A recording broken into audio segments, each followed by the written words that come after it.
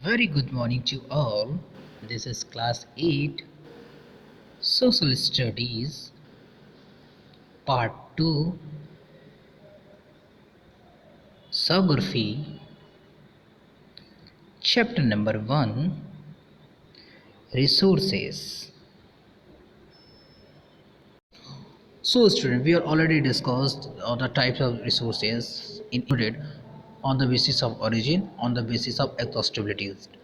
जैसे कि हम लोग फर्स्ट पार्ट में हम लोग देखे थे on the basis of origin में बायोटिक रिसोर्सेज और बायोटिक रिसोर्सेज क्या होते हैं, ऑन द बेसिस ऑफ एक्सॉस्टिबिलिटी में देखे थे रिन्यूएबल रिसोर्सेज और नॉन रिन्यूएबल रिसोर्सेज क्या होते हैं। आज का जो हम लोग का टॉपिक है on the basis of ownership, इसके अंतर्गत हम लोग समझेंगे कि इंडिविजुअल रिसोर्सेज क्या होता है, कम्युनिटी ऑन रिसोर्सेज क्या होता है, national resources and international resources क्या होते हैं। First, on the basis of ownership. On the basis of ownership, these are also owned privately by individuals. Many farm on land which is allotted to them by government against the payment of revenue. In villages, there are people with land ownership, but there are many who are landless. जैसे कि आप यहाँ पर individual resources को समझ रहे हैं। Individual resources का मतलब होता है व्यक्तिगत रिसोर्सेज, एक ऐसा रिसोर्सेज जिस पे किसी और का अधिकार नहीं होता है। आप इंडिविजुअल को प्राइवेट भी समझ सकते हैं, एक ऐसा रिसोर्स जो होता है जिस पे अपने खुद का अधिकार होता है, ना कि दूसरे का। ऐसे रिसोर्सेज को हम लोग इंडिविजुअल रिसोर्सेज कहते हैं। जैसे कि आपने गांव में देखा होगा कि गांव में कुछ लोगों के पास बहुत सारे खेत होते हैं और कुछ लोगों के पास खेत ही नहीं होते हैं।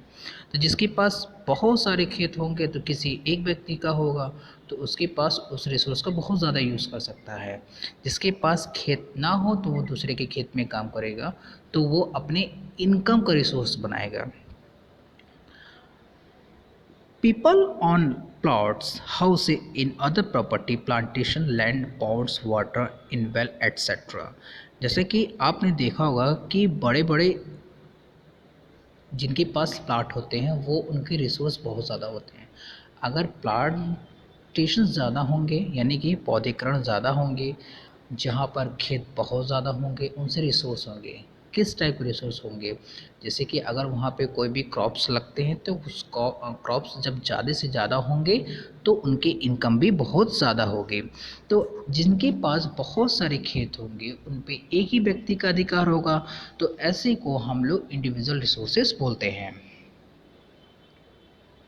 इसे आप ऐसे भी समझ सकते हैं, individual resources are owned privately by a person such as farmlands and houses. एक ऐसा रिसोर्स है जिस पे किसी एक व्यक्ति का अधिकार होता है, हम लोग उसे इंडिविजुअल रिसोर्सेज कहते हैं। फॉर एग्ज़ाम्पल आप इसे ऐसे भी समझिए, जैसे मान लीजिए हमारे पास एक बाइक है, अब वो बाइक हमारी खुद की है, ना कि किसी एक कम्युनिटी की। तो वो जो रिसोर्स होगा वो क्या होगा, हमारे लिए एक इंडिविजुअल रिसोर्सेज होगा, क्योंकि वो हमारा एक रिसोर्स है। हमारे पास घर होते हैं तो घर में हम लोग रहते हैं, ना कि किसी कम्युनिटी का, वो हमारे लिए एक रिसोर्स है। Second, community owned resources. There are resources which are accessible to all the members of the community. एक ऐसा रिसोर्सेज जिसमें किसी एक व्यक्ति का अधिकार नहीं होता है, बल्कि एक कम्युनिटी यानी कि एक समुदायों का अधिकार होता है, उसे हम लोग कम्युनिटी ऑन रिसोर्सेज करते हैं। फॉर एग्जांपल में आप देखेंगे कि इसके अंतर्गत क्या क्या आते हैं। Village common, grazing grounds, burial grounds, village ponds etcetera. आपने गांव में देखा होगा कि जो खेत होते हैं, अगर जो खेत जो होते हैं उसके अंदर किसी एक व्यक्ति का ना होकर के किसी समुदाय का होगा, तो उसे हम लोग कम्युनिटी ऑन रिसोर्सेज बोलते हैं। आपने शमशान भूमि को भी देखा होगा, जहाँ पर लोगों को दफना दिया जाता है। वहाँ पर किसी एक इंडिविजुअल रिसोर्सेज नहीं होता है, बल्कि किसी एक व्यक्ति का उस पर अधिकार नहीं है, बल्कि वो क्या है, एक कम्युनिटी है जिसका लोग मतलब रिसोर्स की तरफ से इसको यूज़ करते हैं। आपने पब्लिक पार्क देखा होगा, पिकनिक स्पॉट्स देखा होगा, प्ले ग्राउंड्स देखा होगा। इस पे किसी एक व्यक्ति का अधिकार नहीं होता है, बल्कि उस पर सबका अधिकार होता है। तो ऐसे रिसोर्सेज को हम लोग कम्युनिटी ऑन रिसोर्सेज बोलते हैं। कम्युनिटी ऑन रिसोर्सेज को आप ऐसे भी समझ सकते हैं, community resources are owned by community are the accessible to the members that community such as grazing land and burial grounds, मतलब एक ऐसा समुदाय जिस पे किसी एक व्यक्ति का अधिकार नहीं होता है बल्कि एक कम्युनिटी का अधिकार होता है, उसे हम लोग कम्युनिटी रिसोर्सेस बोलते हैं। इस रिस्क के अंतर्गत आपने देखा होगा कि public palace, picnic spots, playgrounds जो होते हैं उन पर किसी एक व्यक्ति का अधिकार ना हो करके बल्कि हर समुदायों का उस पर राइट्स होता है। तो आप समझ गए होंगे कि इंडिविजुअल रिसोर्सेज क्या होता है और कम्युनिटी रिसोर्सेज क्या होते हैं। National resources, technically all the resources belong to the nation. The country has legal powers to acquire even private property for the public good. You might have seen the road, canal, railways being constructed on the fields owned by the some individual. Urban development authorities get empowered by the government to acquire land. All the minerals, water resources, forest, wildlife, land with the political boundaries on the oceanic up to 12 nautical miles from to coast, term and the territorial water and resources therein belong to the nation. जैसे कि आप इस map को देखिए, आप इस map में आप देखेंगे कि यहाँ पर नीचे साइड में सदर्न पार्ट की तरफ वाटर ओशनिक दिखाई दे रहे हैं। भारत के पास कुछ ऐसे रिसोर्सेस हैं जो अपने देश के लिए कर सकता है, जैसा कि नाम से ही लग रहा है नेचुरल रिसोर्सेज। नेचुरल रिसोर्सेज वो रिसोर्सेज होता है जो राष्ट्र के हित में उसका प्रयोग किया जा सकता है। भारत के पास कुछ ओशनिक बाउंड्रीज होती हैं, जैसे कि यहाँ पर 12 नॉटिकल माइल्स हैं, यानी कि भारत के पास 12 नॉटिकल मील तक समुद्र के तक वो कुछ भी रिसोर्सेज को यूज़ कर सकता है। जैसे कि आपने देखा होगा कि डैम्स, पुल, बहुत सारी ऐसी चीज़ें होती हैं जो नेशनल रिसोर्सेज होती हैं। जैसे कि जानते हैं कि डैम्स प्रोड्यूस इलेक्ट्रिसिटी। डैम्स क्या करता है? विद्युत उत्पन्न करता है। तो dams like are natural resources, एक ऐसे रिसोर्सेज होते हैं जो देश के हित में काम आते हैं। जैसे फॉरेस्ट, जो जंगल जो होते हैं वो हमारे देश को प्रोटेक्ट करते हैं, हमारे एनवायरनमेंट को प्रोटेक्ट करते हैं। तो नेचुरल रिसोर्सेज एक ऐसा रिसोर्सेज होता है जो देश के अंदर गवर्नमेंट उसका यूज़ कर सकती है, तो उसे हम लोग नेचुरल रिसोर्सेज कहते हैं।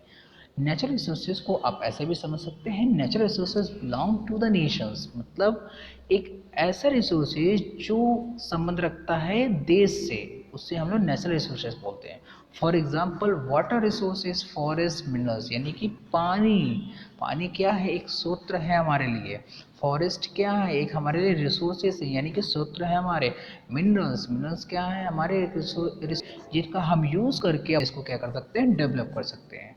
तो आप समझ गए होंगे कि national resources which belong to the nations, मतलब एक ऐसा रिसोर्सेज जो हमारे देश के हित में काम आते हैं, उसे हम लोग नेशनल रिसोर्सेज बोलते हैं। International resources, there are international institutions which regulate some resources. जैसे कि आप यहाँ पर इंटरनेशनल रिसोर्सेज को समझ रहे हैं। इंटरनेशनल रिसोर्सेज विच मीन्स अंतर्राष्ट्रीय रिसोर्सेज, एक ऐसा रिसोर्सेज किसी एक देश का इंडिविजुअल राइट्स ना हो करके हर देश उसमें क्या होते हैं? सम्मिलित होते हैं, इसलिए इसको इंटरनेशनल रिसोर्सेज बोला जाता है। Which regulate some resources, the oceanic resources beyond the 200 nautical miles of the exclusive economic zone belong to open oceanic and no individual country can utilize this without the concurrence the international institutions। International resources को use करने के लिए एक संस्था बनाई गई है। उस संस्था में बहुत सारे देश उसमें क्या होते हैं? पार्टिसिपेट करते हैं। आप जानते हैं बहुत सारे ऐसे मिनरल्स होते हैं जो हमारे समुद्र के अंदर पाई जाती हैं, और ऐसे रिसोर्सेज को हम लोग किसी एक देश पे उसका अधिकार ना हो करके उस पर सभी देश उस पर क्या करते हैं? काम करते हैं और उसका यूज़ करते हैं, तो इसे हम लोग इंटरनेशनल रिसोर्सेज बोलते हैं। में किसी एक देश का पर्टिकुलर राइट नहीं होता है बल्कि हर देश इसमें क्या होते हैं? पार्टिसिपेट करते हैं, तो इसलिए इसे इंटरनेशनल रिसोर्सेज बोलते हैं। सो स्टूडेंट्स, इंटरनेशनल रिसोर्सेज को आप ऐसे भी समझ सकते हैं, international resources are regulated by international law and regulations. International resources को यूज़ करने के लिए अंतर्राष्ट्रीय कानून होती है, जिसके अंदर तहत रह करके लोग काम करते हैं और उसको यूज़ करते हैं। फॉर एग्जांपल ओशनिक रिसोर्सेज, यानी कि किसी समुद्र के अंदर कुछ ऐसे मिनरल्स मिल रहे हैं जो किसी देश के लिए काफ़ी अच्छे होते हैं, तो उसको यूज़ करने के लिए हमें इंटरनेशनल रिसोर्सेज यानी कि उसके कानून को क्या करना पड़ेगा, पालन करना पड़ेगा, तब हम उसका यूज़ कर सकते हैं। Beyond the 200 nautical miles in the exclusive economic zone, इतना कि जैसे कि आपने देखा था कि भारत के पास 12 नॉटिकल माइल्स तक उसने क्या कर सकता, उसके पास राइट्स है, मतलब अपने ओशनिक बॉर्डर्स के अंदर वो कुछ भी कर सकता है।